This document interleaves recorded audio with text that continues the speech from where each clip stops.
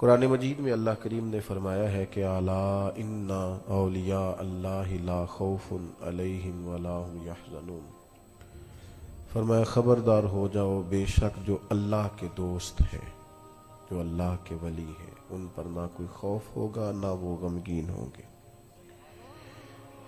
اللہ کے دوست، اللہ کے دوست، اللہ اور اس کے رسول صلی اللہ تعالی علیہ وسلم سے محبت کرنے والے، اپنی ترجیحات میں، اپنے معاملات میں ہمیشہ اللہ کی رضا کو طلب کرنے والے لوگ، اولیاء اللہ۔ یہ بات یاد رکھیے گا کہ بہت ساری چیزوں سے انسان کی طبی محبت ہوتی ہے اور اس کے مزاج کا میلان ہوتا ہے۔ ہمارے صوفیاء یہ کہتے ہیں کہ اپنے باطن سے خود سوالات پوچھ لیا کرو کہ میلان کس طرف ہے۔ جب تمہاری کوئی تعریف کرتا ہے اس وقت دیکھا کرو تمہارا نفس کہاں تک جاتا ہے۔ جب تمہیں اونچی مسند پر بٹھایا جاتا ہے تو پھر اپنے آپ سے سوال کرو کہ اب تمہاری کیفیات قلبیہ کیا ہیں، اور جب کبھی کسی موقع پر تم پر کوئی تنقید کر دی جائے یا تمہیں کبھی کوئی بات بتائی اور سمجھائی جائے تو پھر دیکھو تمہارا حال کیا ہے۔ اپنے آپ سے خود تم کلام کرو، پھر تمہیں اندازہ ہوگا کہ تمہاری دوستی دراصل کس کے ساتھ ہے۔ کیا تمہاری دوستی شہرت کے ساتھ ہے، اونچی نشست کے ساتھ ہے، بڑا جاننے اور ماننے کے ساتھ ہے، دولت کے ساتھ ہے، اقتدار کے ساتھ ہے، یا یہ ساری چیزیں ہوں بھی تو تمہارا دل نہیں لگتا، اصل میں تمہاری دوستی اللہ رسول کے ساتھ ہے؟ اس پر تم غور کر لو، توجہ کر لو۔ دوست اللہ کا بندہ ہو تو پھر اسے کوئی خوف اور کوئی غم، اللہ کی عطاؤں پر بھی وہ پھر اتنا ہی خوش ہوتا ہے، راضی ہوتا ہے، اور پھر اگر رب کریم کی طرف سے کوئی آزمائش آئے تو پھر بھی وہ پورا ہی راضی ہوتا ہے، چونکہ دوستی اللہ کے ساتھ ہے۔ اولیاء اللہ کا تعارف یہ ہے کہ وہ رب کے دوست ہیں، اور انسان کچھ لوگوں سے نا طبی طور پر محبت کرتا ہے، ان پر جب وہ غصہ بھی کرتا ہے تو اس وقت بھی اس کی محبت چھلک رہی ہوتی ہے، کیونکہ وہ ہر لحاظ سے پیار کرتا ہے۔ یہ جو اللہ سے پیار کرنے والے لوگ ہیں نا، والذین آمنوا اشد حبا للہ، جو رب سے شدید محبت کرنے والے، ان کی بھی کچھ ترجیحات ہوتی ہیں زندگی میں۔ لوگوں کے ساتھ اٹھنا بیٹھنا، یا بہت زیادہ حلقہ احباب جمع کرنا، یا بہت زیادہ لوگوں کے اندر اپنے متعلقین پیدا کرنا، یہ ترجیح نہیں ہوتی۔ ترجیح ہے اللہ کی محبت۔ رب کریم کی محبت میں وہ اگر کسی سے ملاقات بھی کرتے ہیں تو چاہت یہ ہے کہ میں اسے اللہ رسول کا کوئی پیغام دے سکوں، میں اسے اللہ رسول کی بارگاہ تک پہنچا سکوں۔ ترجیح اللہ رسول، جینا مرنا رب رسول کے لیے۔ ان کے مزاج میں یہ چیز شامل ہوتی ہے تو پھر لازمی نتیجہ یہ نکلتا ہے کہ ان کے جو دنیاوی محبتیں ہوتی ہیں اور دنیاوی کسی جگہ اگر ان کی کوئی نفرت ہوتی ہے تو اس کی بنیاد بھی اللہ رسول ہوتے ہیں۔ ہمارے ہاں نا لوگ تیزی سے روحانیت سے دور ہوئے اور مادہ پرستی اس طرح عروج کر کے آئی کہ خالص دینی لبادوں کے اندر اور خالص مذہبی رنگ روپ کے اندر بھی باقاعدہ دنیا داری ہونے لگی۔ یعنی تھوڑی دیر پہلے جو آدمی سٹیج پر حضور کے عشق و محبت کی بات کر رہا تھا، وہ ٹھیک 20 منٹ کے بعد اسی سٹیج کے پیچھے اپنی فیس پہ لڑائی کر رہا ہے۔ تو خالص دینی لباس کے اندر بھی وہ ترجیح نہیں رہی۔ ہمارے بزرگوں کی ترجیح اللہ رسول کا دین، کتاب و سنت، محبتیں بھی اسی لیے۔ اور اگر کسی جگہ ان کو، اور یہ بھی یاد رکھیے گا، دین میں جس طرح محبت کرنا دین ہے، توجہ ہے آپ کی میری بات پر، اسی طرح عداوت رکھنا بھی دین ہے۔ پورا باب ہے کتب احادیث میں کہ کسی سے محبت کرو تو اللہ کی رضا کے لیے، اور کسی سے بغض رکھو تو پھر بھی اللہ کی رضا کے لیے، اللہ کی رضا کے لیے۔ ان لوگوں نے پھر چونکہ ترجیح اللہ رسول تھے تو ذرا دین میں وسعت آئی تو یہ لوگ خوش ہوئے، کچھ لوگ دین کے قریب ہوئے تو اللہ والے خوش ہوئے۔ اگر کسی شخص نے دین سے کچھ بغاوت کی تو اس پر ناراض ہوئے۔ ترجیح رب رسول ہے، جو کہ دوستی اللہ رسول کے ساتھ۔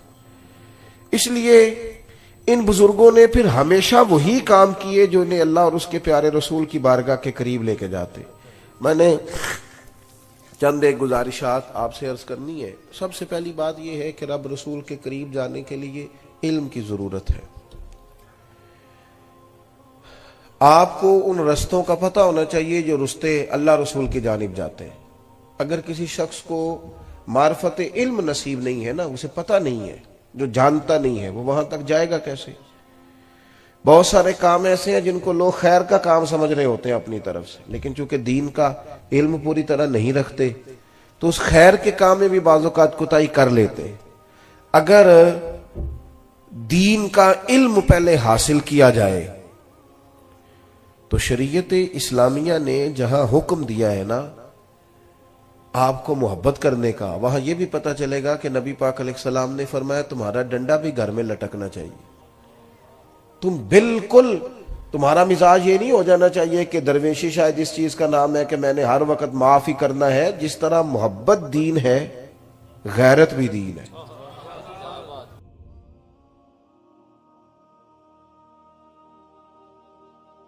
غیرت مند ہونا بھی دینداری ہے. تو ہمارے ہاں یہ ہوتا ہے کہ دین کا ایک آدھ پہلو لوگ اس کو قبول کر لیتے ہیں، اور جس آدمی کے پاس بعض اوقات لوگ اٹھتے بیٹھتے ہیں وہ ایک مخصوص مزاج کا بندہ ہوتا ہے تو اسی مزاج کے ہو جاتے ہیں. اللہ رسول سے جب آدمی محبت کرے گا تو پھر وہ پہلے علوم کی طرف، کتاب و سنت کے علم کی طرف، باقی جتنے بھی علوم ہیں نا جو کتاب و سنت سے پہلے پڑھائے جاتے ہیں وہ دراصل اسی کو سمجھنے کے لیے، اصل تو کتاب و سنت ہے. کتاب و سنت کے علوم کو پڑھا جائے اور نبی پاک علیہ الصلوۃ والسلام کی احادیث مبارکہ کو، حضور کے ارشادات کو، ان باتوں کو لیا جائے، اور لیا جائے ذرا مزے کے ساتھ. میرا ایک شکوہ ہے، میں صبح سے لے کر ابھی بھی 5ویں تقریر کر رہا ہوں. ہمارے ہاں لوگ سمجھتے ہیں کہ تقریر ہونی ہے ہر سال معراج کی، یہ ہوتی ہے. یہ میلاد شریف کی تقریر ہے، اس نے ہونا ہی ہے. یہ سیدنا صدیق اکبر پر بات ہے، یہ ہونی ہے. جمعے والے دن مولانا نے کچھ نہ کچھ کہنا ہی ہے. وہ اس کی جو خاص لذت ہے نا، آپ ذرا میری بات پر توجہ فرمائیں، اس کی جو خاص لذت ہے نا، وہ جو کیف ہے، یعنی امام بخاری حدیث لکھنے لگے ہیں اور یہ نبی پاک نے کہیں نہیں فرمایا کہ تم میری بات لکھنا یا میری بات کو آگے بیان کرنا تو پہلے غسل کرنا، پھر تم خوشبو لگانا، پھر تم احترام سے بیٹھنا، پھر اس کے بعد اس کو لکھنا. حضور نے نہیں فرمایا. لیکن جب آپ کسی چیز کو پوری طرح اس کو اہمیت دیتے ہیں نا، میں بڑا چھوٹا آدمی ہوں لیکن کئی دفعہ بڑی دور سے کچھ لوگ ملنے آتے ہیں جنہوں نے کیمرے کے پیچھے مجھے دیکھا ہوتا ہے، رکھ دیں جی، کیمرے کے پیچھے دیکھا ہوتا ہے تو وہ اس محبت سے بعض اوقات دیکھتے ہیں کہ رونے لگ جاتے ہیں، کیونکہ اس نے 6-7 گھنٹے کا سفر کیا، وہ پتہ نہیں کتنا بڑا آدمی سمجھ کے آیا.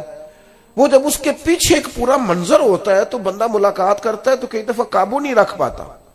میری بات کو سمجھیں. امام صاحب نے، امام بخاری نے جب بھی کوئی حدیث لکھی ہے نا، یہ جوانوں دیکھو میں کیا کہہ رہا ہوں، جب بھی، اور یہ 1-2 حدیث نہیں، یہ ہزاروں میں، جب بھی کوئی حدیث لکھی ہے پہلے انہوں نے اٹھ کے غسل کیا ہے، پھر انہوں نے خوشبو لگائی ہے، پھر انہوں نے بیٹھ کے رسول اللہ کی اس حدیث کو لکھا ہے. کوئی نہیں، آپ نہیں سمجھ رہے میں کیا کہہ رہا ہوں، اللہ کرے آپ میری بات کو سمجھیں. یعنی میں نے کہا چلو شادی پہ چلیں تو اس نے کہا میرے کپڑے ہی نہیں بھی آتے جان والے، اور چلنا یار یہ قریب ہی تو جانا ہے. اس نے کہا نہیں میں نہیں ایسے جاتا، میں تو پہلے غسل کروں گا، دھلا ہوا لباس پہنوں گا، بلکہ بتی گئی ہے، کپڑے صاف ہے، صرف لائٹ آف ہے. وہ کہتا جب تک استری نہیں نہ ہوتے میں نہیں جاتا، چونکہ وہ جی کیوں جی، کہتا بندہ اچھا نہیں لگتا. بندہ اچھا تو چلو جی، اگر کپڑے بدل کے استری کر کے چلے جائیں تو پھر سارے ولی مان لیتے ہیں، پھر اچھا ہو جاتا ہے بندہ. آپ میری بات کو سمجھیں. ایک اہمیت ہے کہ نکاح ہے، شادی ہے، عید ہے، جمعہ ہے، اس میں یوں نہیں جایا جائے گا. اور ایک خیال یہ ہے کہ میں نے مدینے والے کی بارگاہ میں پیش ہونا ہے. اس ذوق سے ہمارے بزرگوں نے حضور کی بات کو لیا کہ انہوں نے پہلے غسل کیا. امام مالک سے کوئی مسئلہ پوچھنے آتا، پوچھتے اس سے پوچھو فقہ کی بات پوچھنی ہے، حضور ہاں تو بتا دی. हुजूर इसने हदीस पाक पूछनी है। तो छोटी सी महफिल के लिए मिंबर नहीं लगाया जाता। दो बंदे सामने बैठे हों तो मौलवी साहब से कहीं भी ना कोई बात सुनाओ तो वो सादी सी करके गुजर जाते हैं।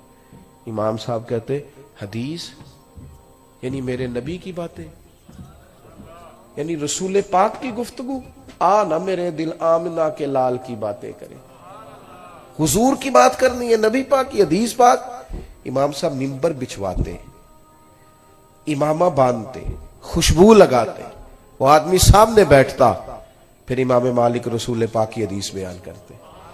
जब आप इस ज़ौक से अल्लाह रसूल की बात लेंगे ना, इस तरह, यानी बंदे का प्याला सीधा ही ना हो और वो खैरात मांगने आ जाए, उसका चेहरा इस तरफ और वो कहे जनाब अगर मेहरबानी हो तो दे दे, नहीं तो मैं जा रहा हूं, तो देता है कोई?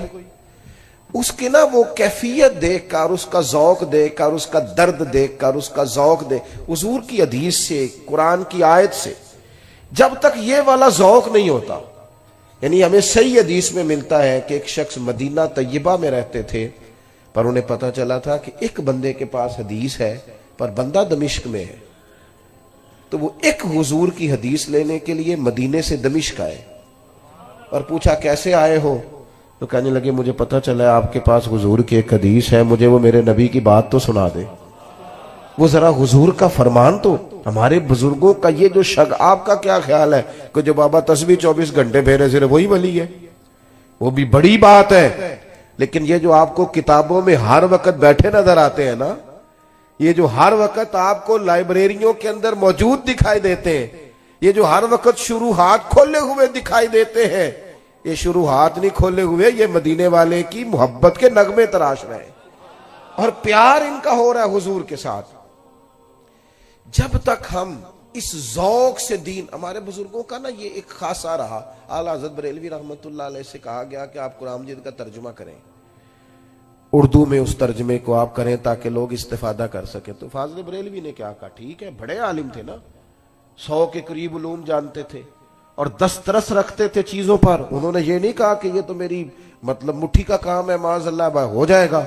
उन्होंने कहा ये बड़ा मुश्किल काम है भाई, कुरान पाक का। फरमाने लगे लिखने वाला भी बावुज़ू होना चाहिए, जो लिखा रहा है, जो बैठा है, जो इमदाद कर रहा है, जो कागज ला रहा है, जो छुपाई होगी, जो लेके जाएगा, जो लाएगा, हर आदमी तहारत वाला होना चाहिए।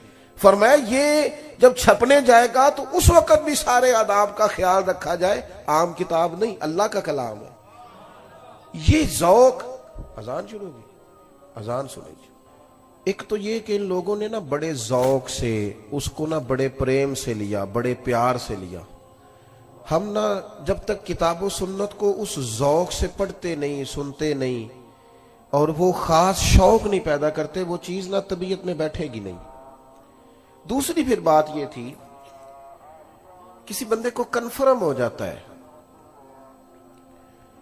कि ये फलां चीज मेरे बच्चे के लिए बड़ी अच्छी है और फलां इसके लिए नुकसानदेह है, और बच्चा खुदा न खास्ता किसी वजह से बीमार है या उसका जरूरतमंद है, आप अंदाजा कर लें कि वो बंदा ना फिर पूरी जद्दोजहद करता है, पूरी कोशिश करता है। वैसे तो अम्मा का दिल नहीं करता कि एक हल्की सी सुई भी बच्चे को चुभे, लेकिन अगर डॉक्टर कह देना कि मजबूरी है तो फिर कई दफा वो खुद पैर पकड़ के बच्चे को इंजेक्शन लगवाती है, और जब उसने लगवा लिया फिर उसको सीने से भी लगाती है, प्यार भी करती है। वो कहती है पुत्र ये मेरी मजबूरी थी, वरना मैं चाहती नहीं।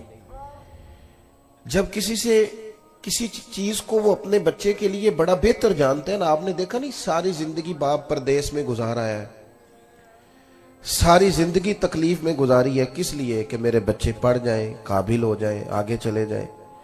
हमारे बुजुर्गों को चूंकि मोहब्बत अल्लाह रसूल से थी, तो जिस शौक से वो दीन का इल्म पढ़ते थे ना, फिर उससे कहीं ज्यादा ज़ौक के साथ वो दीन को फैलाया भी करते थे। किसी बंदे के साथ भी वो इस तरह का सलूक करते थे कि ये बिल्कुल बच्चा है क्योंकि दीन नहीं पढ़ा हुआ, तो वो उसको जब समझाते थे, कायल करते थे, तो एक पीछे दर्द होता था, एक पीछे ज़ौक होता था। आपकी तवज्जो है मेरी बात पर?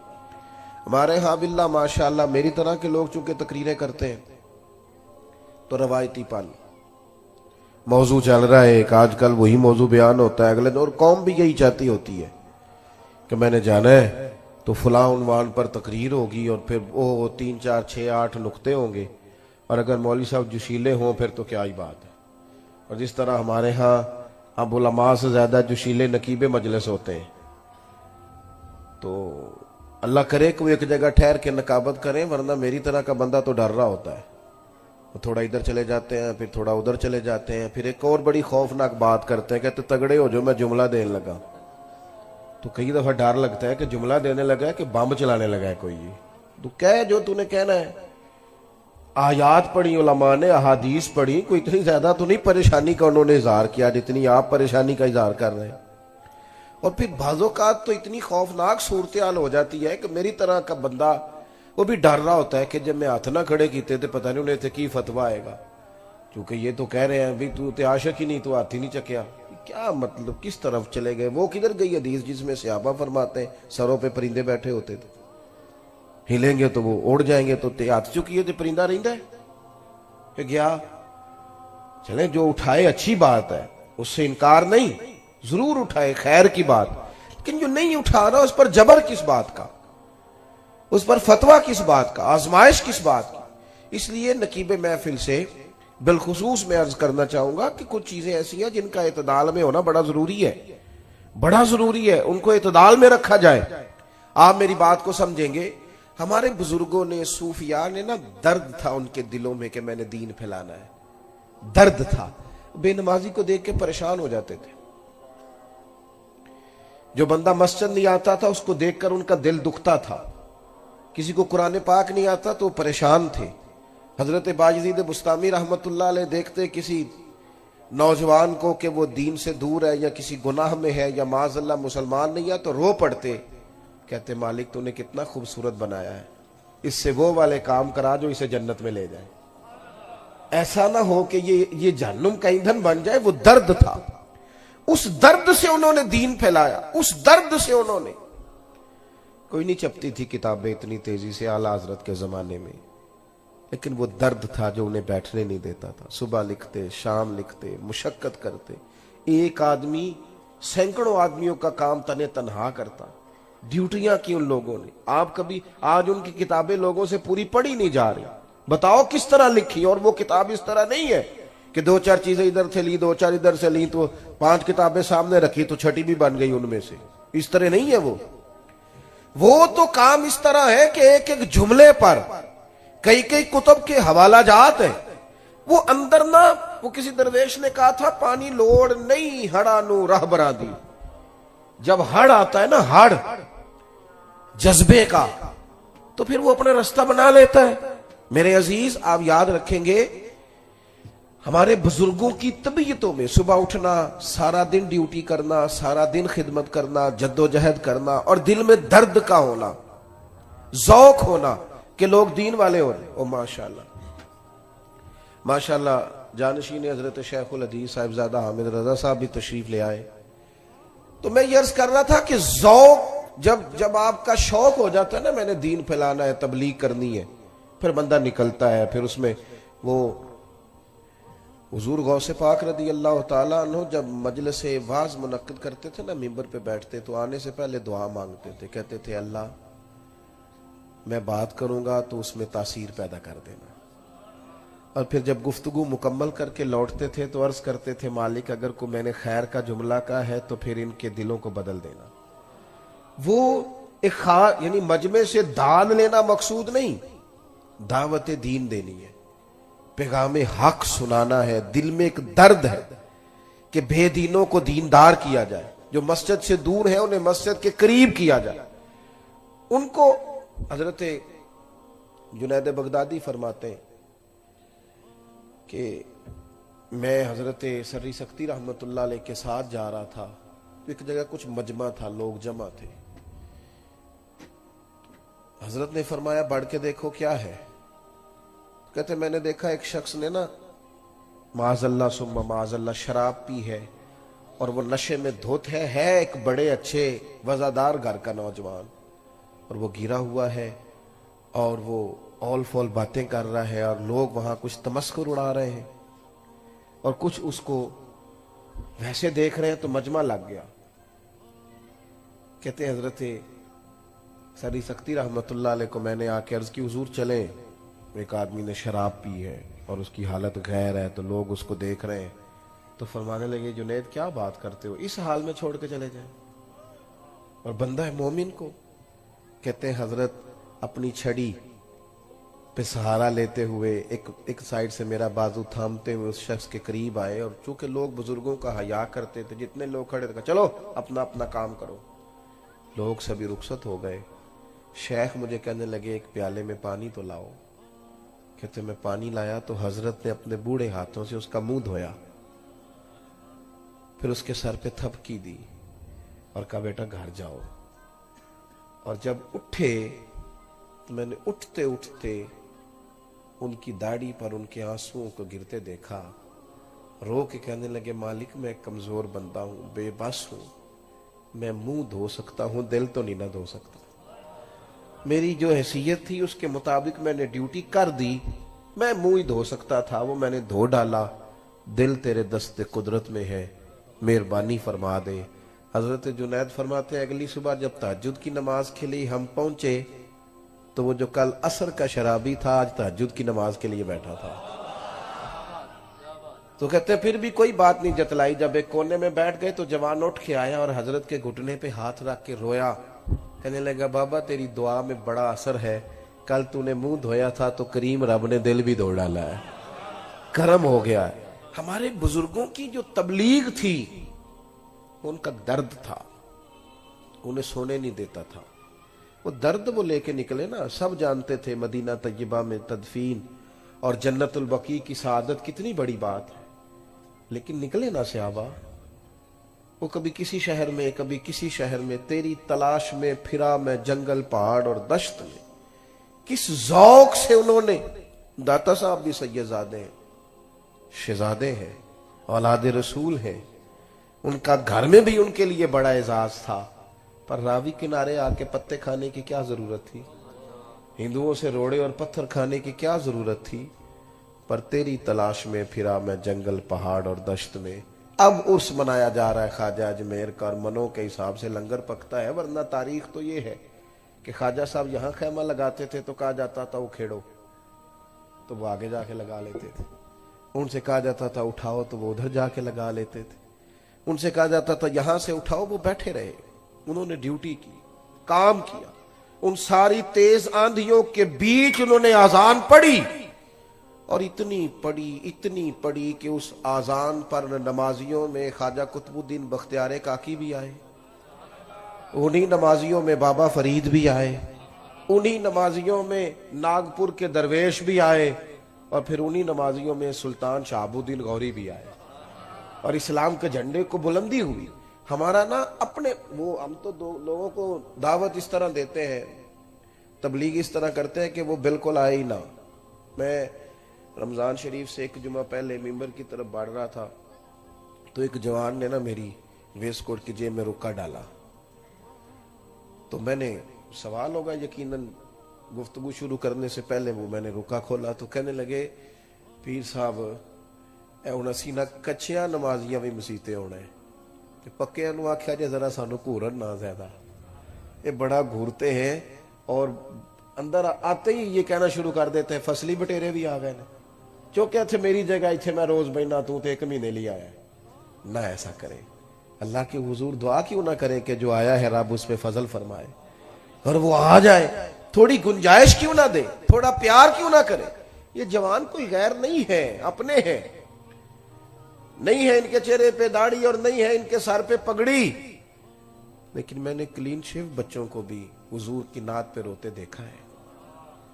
میں نے انہیں بھی اسی درد کے ساتھ, اسی ذوق کے ساتھ محبوب کی یاد میں تڑپتے دیکھا ہے. اس پر کو کسی کا قبضہ ہے کہ میں پگڑی داڑھی والا ہوں تو میرا قبضہ ہو گیا؟ ہمارے صوفیاء کا, اللہ والوں کا خاص اسلوب دعوت رہا. وہ زازان نام کا گویہ تھا نا, تو بڑی سریلی آواز تھی اور بڑی دور دور سے لوگ آتے تھے. تو حضرت عبداللہ ابن مسعود گزرے, آپ کے کانوں میں آواز گئی تو کھڑے ہو کے پتہ کیا, تنقید نہیں کی, ہمارے ہاں تو ہو نقد ہے تنقید اسی وقت، دیکھو جناب کیا تماشے لگے ہوئے، اس قوم نو یا ہی نہیں، یہ نہیں ٹھیک ہو سکتے، ان کا کچھ نہیں ہو سکتا۔ حضرت بھی گزرے، محفل ٹھیک نہیں تھی اور اس کی آواز کانوں میں آئی تو اس پہ تنقید بھی ہو سکتی تھی، لیکن حضرت عبداللہ ابن مسعود کون؟ محبوب نے فرمایا اس سے قرآن سیکھا کرو، یہ عبداللہ اسی طرح پڑھتے ہیں جس طرح میرے اوپر نازل ہوا تھا۔ اور درخت پہ چڑھے ہوئے تھے حضرت عبداللہ ابن مسعود مسواک لینے کے لیے، تو پنڈلیاں کچھ پتلی پتلی تھی، تو بعض لوگ دیکھ کے مسکرائے کہ دیکھو کیسی چھوٹی چھوٹی ٹانگیں، تو محبوب نے فرمایا میرے عبداللہ کی پنڈلیوں پر تم ہنستے ہو، یہ تمہیں قیامت میں پتہ چلے گا ان کی قدر کیا ہے، ان کا اعزاز کیا، اتنا بڑا آدمی۔ حضرت عبداللہ ابن مسعود قریب سے گزرے تو کانوں میں آواز گئی اس شخص کی، ذرا رک گئے اور ایک ٹھنڈی آہ بھری، فرمانے لگے کتنی سونی آواز ہے، کاش یہ قرآن پاک پڑھتا، میں اس سے زیادہ نہیں۔ تنقید کئی دفعہ کریں تو وہ کہتا ہے جا تو اپنا کام کر، فرمایا کتنی خوبصورت آواز ہے، کاش قرآن، یہ کہہ کے چلے گئے۔ وہ فارغ ہو کے نکلا تو وہاں جو لوگ موجود تھے نا، انہوں نے اس سے کہا او اللہ کے بندے آج پتہ کیا ہوا ہے؟ اس نے کہا کیا ہوا؟ کہنے لگے حضرت عبداللہ ابن مسعود کو جانتے ہو صحابی رسول صلی اللہ تعالی علیہ وسلم؟ کہا ہاں۔ کہنے لگے آج گزرے تھے، کیا ہوا؟ تیری آواز ان کے کانوں میں گئی، ان کے لہجے پہ عجیب سا اثر دیکھا، اور ٹھنڈی آہ بھر کے انہوں نے کہا کاش وہ قرآن پاک پڑھتا، تو اس آواز میں کتنا اور حسن اللہ پیدا کرتا۔ وہ بندہ چند منٹ وہاں کھڑا رہا، کسی نے تقریر نہیں سنائی، کچھ بھی نہیں کیا، وہیں کھڑے رہے۔ کہنے لگے تمہیں گھر کا پتہ ہے ان کے؟ گھر کا پتہ ہے؟ کہ جناب پتہ ہے، کہاں ہے؟ فلاں علاقے میں، فلاں گلی میں، فلاں محلے میں۔ دوڑے گئے، دروازے پہ دستک دی، حضرت تشریف لائے۔ میاں کیسے آئے ہو؟ کہا حضور میں آ گیا ہوں، آپ نے کہا تھا نا کتنی سونی آواز ہے، کاش قرآن پڑھے تو میں آ گیا ہوں، پڑھا دے مجھے قرآن پاک۔ اب قرآن پاک ہی پڑھا جائے گا۔ تیسری بات، اور اس پر میں نے اپنی بات کو ختم کرنا ہے، ایک تو سیکھیں تو ذوق سے، ایک اسے پھیلائیں تو ذوق سے، اور یہ کہ دین کے کام کو نا، اور دین کی دعوت کو، اس کو مناسب منصوبہ بندی کے ساتھ آگے بڑھائیں، صرف اس کو تبرک نہ بنائیں، خالی تبرک نہ، ہر چیز کو لوگ منصوبہ بندی سے، کوشش اور کاوش سے آگے لے کے چلتے ہیں، لیکن دینی کام ایسا ہو جی اللہ کی سپرد کرو جی ہو جائے گا، بھئی ایسے تھوڑی ہوتا ہے۔ ہر چیز کے اندر لوگوں نے نظم پیدا کر لیا ہے، ہر جگہ چیزیں مرتب ہو گئیں، طے ہو گئیں، کیوں نہ ان چیزوں کو بھی طے کیا جائے۔ مساجد ایک بہت بڑی یونیورسٹی کا درجہ دے سکتی ہے، کردار ادا کر سکتی ہیں، مدارس، بزرگوں کی خانقاہیں، یہ بڑا معنی خیز کردار سوسائٹی میں ادا کر سکتی ہیں، لیکن شرط یہ ہے کہ ہم اس کو نا منظم کریں، اس کو مرتب کریں۔ آپ کبھی دیکھیے ہمارے بزرگوں کی، صوفیاء کی زندگی میں جو چیز آپ کو بڑی زیادہ ملے گی وہ یہ ہے کہ انہوں نے وقت نہیں ضائع کیا، ٹائم نہیں ضائع کرتے۔ یہ جو آج کل ترتیب ہوتی ہے نا جلسوں کی، محافل کی، پہلے مقامی نعت خواں، اس کے بعد قومی نعت خواں، پھر ہو سکے تو کوئی ایسا بھی آ جائے جس کو کہتے ہیں یہ چونکہ اب عالمی شہرت یافتہ ہے لہذا خصوصی خطاب کی باری آئے گی 1 بجے، اور نقیب محفل بیچارے کو چونکہ رٹے رٹائے جملے بولنے ہوتے ہیں، اس کی ڈیوٹی ہوتی ہے، تو وہ پھر 1:30 بجے رات کو کہہ رہا ہوتا ہے بلا تاخیر میں خطاب کی دعوت دیتا ہوں۔ بھئی ابھی بھی اگر بلا تاخیر ہے تو پھر آپ فجر ہو لینے دیں، اس سے زیادہ کیا تاخیر ہوگی؟ چیزوں کو جب تک مرتب نہیں کیا جاتا۔ اعلیٰ حضرت رحمت اللہ تعالی علیہ کی جو زندگی ہے نا، اس میں اتنا زیادہ کام اس لیے ہو گیا کہ انہوں نے لمحہ بھی ضائع نہیں کیا۔ اور ایک ہوتی ہے کتاب، لوگ کتاب پڑھتے ہیں تو وہ چونکہ وہ صرف لفظ پڑھ رہے ہوتے ہیں، ذہن تو ویسے ہی کہیں اور گھوم رہا ہوتا ہے، اور تھوڑی دیر کتاب کھولی ہے بچے نے تو ساتھ ہی اس کے واٹس ایپ پہ میسج آ گیا، تو کدھر کتاب کی عبارت اسے یاد رہتی ہے، وہ تو فوری طور پہ بیچارہ اس نے رخ پھیر لیا ہے۔ تو اس طرح مطالعہ نہیں ہوتا، پڑھا نہیں جاتا۔ اعلیٰ حضرت رحمت اللہ تعالی علیہ پیلی بھیت تشریف لے گئے تو 2 جلدوں کی ایک کتاب تھی، تو آپ نے وہ دیکھی تو فرمایا مجھے اگر یہ کتاب دے دی جائے تو میں پڑھ کے واپس کر دوں گا۔ تو کتاب جو उलमा किताब खरीदते हैं वो किताब देना बड़ा मुश्किल काम है, ये बड़ा मुश्किल है, नहीं देते लोग। और चले मेरी राय कमज़ोर है, बहरहाल मेरी भी राय ये है कि नहीं देनी चाहिए। किसी ने अगर उस पर हाशिया लिखा है या अपनी इबारतों को सेट किया वो दे देगा तो वो कई दफ़ा मुश्किल हो जाता है उसका लौटना। तो वो जो जिनके पास किताब थी ना वो कहने लगे हुजूर आप फिर भेज देंगे ना? तो हजरत फरमाने लगे तुम फिक्र ना करो, मुझे पता है किताब के मामले में, तुम्हें किताब मिल जाएगी। उन्होंने कहा जी मेरे लिए एजाज है अगर आप मेरी किताब से मुताला करें। वो इत्तेफाक की बात ये कि शाम को ट्रेन से जाना था, वो ट्रेन एक दिन लेट हो गई, एक रात और एक अगला दिन और क़याम करना पड़ा। 2 जिल्दों की किताब है, चले 200 सफ़ा भी हो एक जिल्द में। अगले दिन जाती दफा आला आज़म ने फरमाया मौलाना ये अपनी किताबें रख लें। कहने लगे हुजूर वो कल मैंने जरा तरद्दुद किया था, लगता है आप नाराज हो गए, आप ले जाए, मैं मेहरबानी करें, कोई ऐसी बात नहीं। फाजिल बरेलवी फरमाने लगे नहीं आप गलत फहमी का शिकार है, मैंने अल्लाह के फजल से लफ्ज ब लफ्ज पढ़ लिए और फरमाया मैंने इस तरह पढ़ी है कि घर जाने तक और वहां जाकर 1 महीने तक मुझे इसके उन्वानात याद रहेंगे और मैं कोशिश करूंगा कि इसका जो लुब्बे लुबाब है मैं अपने हाथों से लिख लूं, इसलिए कि मैंने ज़ौक़ से पढ़ा है। मैंने ये नज्म जब आपकी जिंदगी में होता है ना, आप चीजों को मुरत्तब करके लेते हैं, तय करके। हकीमुल उम्मत मुफ्ती अहमद यार खान साहब नईमी रहमतुल्लाह अलैह, मुफ्ती साहब जुम्मे का खुतबा शुरू करते थे तो लोग अपनी घड़ियां ठीक करते थे। कहते थे जब मुफ्ती साहब कहते हैं नहमदुहु तो इसका मतलब है पूरा एक हो गया। घड़ियां लोग ठीक करते थे। वो एक जाट था, जट, उनका तरीका ये होता है कि वो असर की नमाज के वक्त दूध धोते हैं भैंसों का, तो वो अपने बेटे से कहता वो कटा छाड़ो टाइम हो गई मज्जा चोने का। वो कहते बदियो जिते ऐ सूरज खड़ा हो, कहता नहीं पुत्रा मुफ्ती साहब लंघ गए नहीं, मुफ्ती साहब लंघ गए नहीं, असर दी नमाज पढ़ाने लई टाइम हो गया ही। तो एक बारी घड़ी वे उसने घड़ी देखी तो कहने लगे तो बिल्कुल ठीक कह रहे हैं।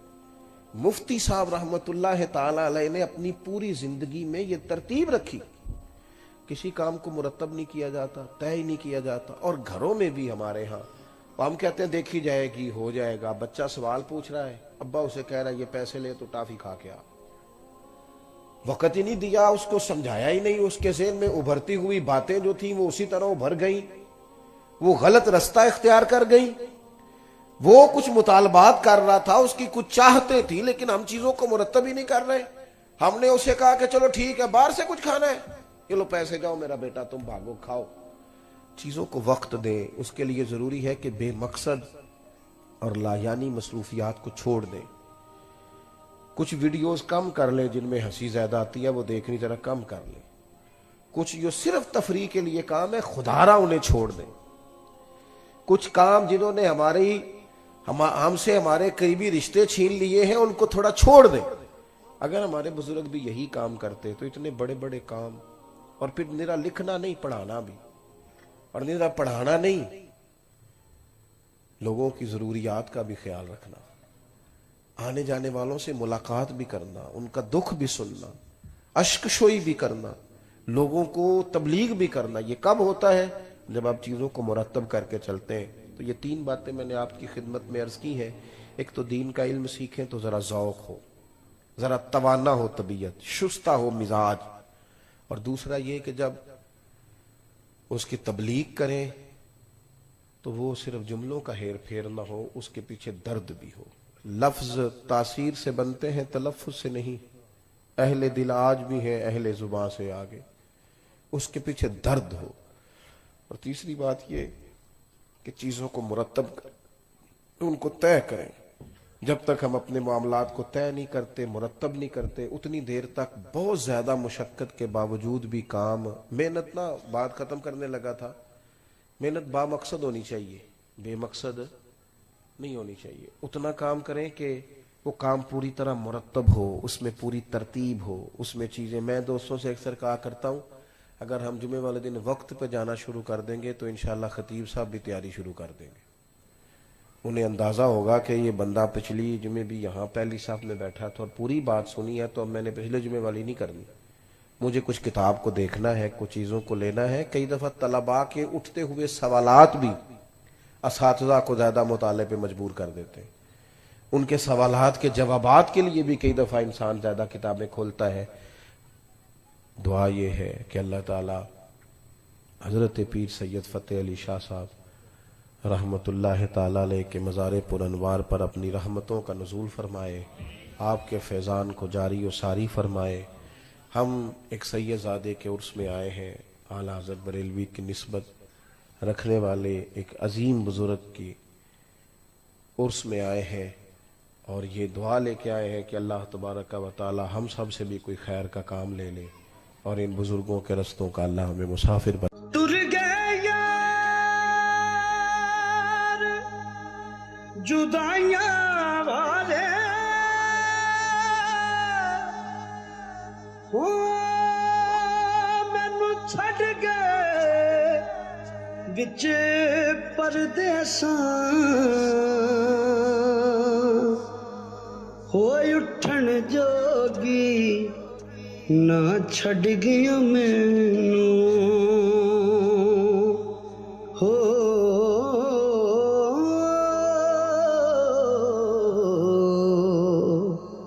بیٹھی ہنجواں